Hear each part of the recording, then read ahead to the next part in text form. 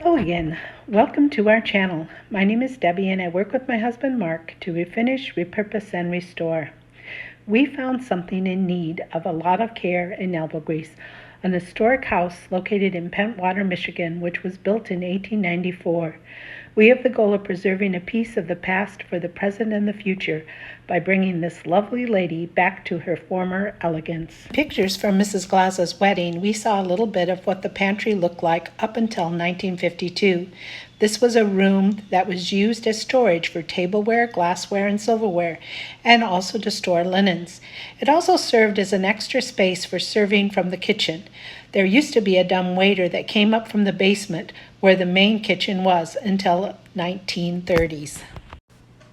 We purchased the sideboard and cupboard from the Four Corners Antique Mall in Muskegon, Michigan, a very cute shop to visit if you're ever antiquing in our area. The antique shops on the west side of Michigan on this date were having a special New Year's Day sale, and this made the sideboard affordable at just around $500 for both pieces.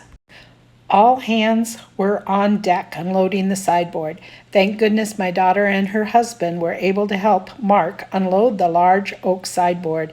It took all three of them to bring the piece up the porch stairs, and then, after some heavy breathing and a break, back into the kitchen.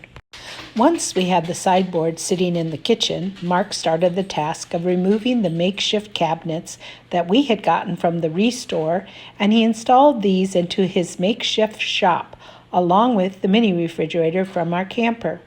We wondered where the beautiful built-ins that had once been in this space ended up. We did know the bottom cupboards had been removed for our washer and a dryer to be installed. Here you see the spot below the cupboards, empty again, just like the day when we did our first walkthrough 11 years ago. Then Mark removed the white cupboards, and he saved all of the pieces of wood behind the cupboards for another day, and then cut drywall and installed drywall. Now, Mark had to actually get the sideboard planed a little bit to fit into his designated spot. He also had to cut the curve on the trim of the sideboard to accommodate the electrical outlets. Very important when it comes to setting up a holiday buffet. Next, we installed the upper cupboards in the middle of the sideboard. But then we stood back and took a look and didn't like it. So Mark decided that he would try to separate them. This picture shows the process of separating the upper cabinets. Mark copied the shelving system for the two sides of the cabinet. And now you can see the vision we had. The cupboards look a lot better separated, and I'm hoping for open shelves between the two stationary cupboards. And here you can see how the system works to support the shelves and allows them to be movable. Mark will explain in the next video a recap of our idea of bringing the formal pantry back to 268 Park Street.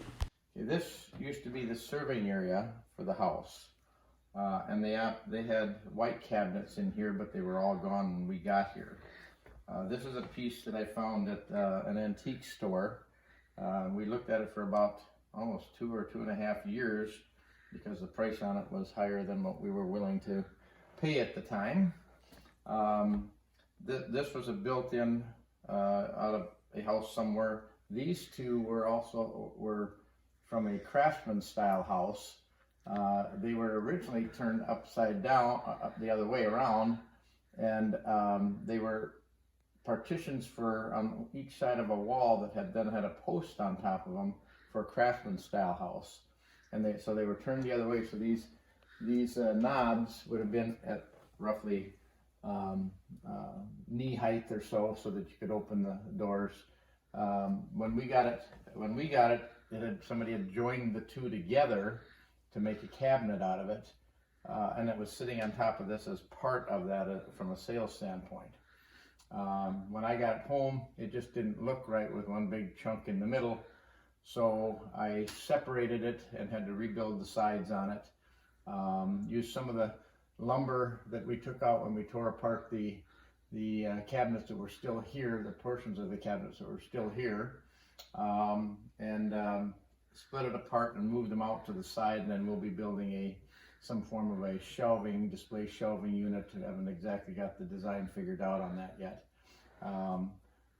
So this is just reusing pieces that were from completely separate deals, but they're going to look really good together. So now you can see the full effect of what we will end up having with this unit. I think the pieces work really well together.